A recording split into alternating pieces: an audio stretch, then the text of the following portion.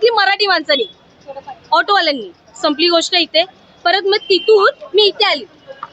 तुम्हाला काय वाटतं, रस्त्यावरती लोक पैसे घेत नाही? लोक पैसे नाही घेत.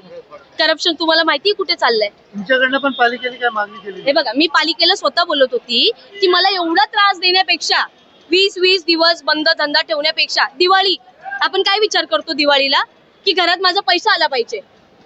माझा धंदा बंद केलाय ताई. माझी काय हालत झाली असेल? माझी मम्मी रडत होती. माझी काय हालत झाली असेल विचार करा. हा, ते तर ऐका तुम्ही. माझं मम्मी आहे, 2 भाऊ आहे, पप्पा नाहीये. ठीक आहे. तर दिवाळी बंद, नवरात्री बंद. रवींद्र चव्हाण सरांच्या ऑफिसला गेली, पण ते काय भेटले नाही, कारण की त्यांचं नमो ते रमो काय ते त्यांचं चालू होतं.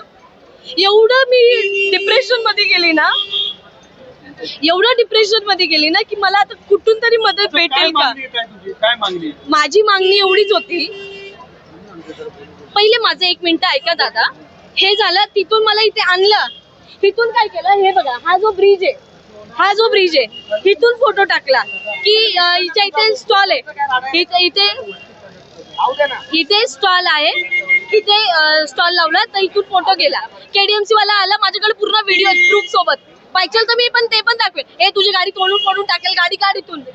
मुलीशी बोलायची ही पद्धत आहे. पण मराठमोळ्या डोंबिवलीमध्ये मराठी तरुणीला व्यवसाय करून दिला जात नाही. आता मला काय बोलला एक मराठी माणूस, काय बोलला जेव्हा मी या रस्त्यावर आली, मला काय बोलतो, 30 वर्षापासून मराठी माणूस झोपलेला का? हा, केली ना दादा. एक जागेवर नाही गेली, खूप जागेवर गेली. हा, माझं म्हणणं काय, मी मला काय बोलले, परवा मी जेव्हा गेली 2 दिवसापूर्वी जे गेली मी वॉर्ड ऑफिसर कडे, तर मला वॉर्ड ऑफिसर काय बोलतो की 150 मीटर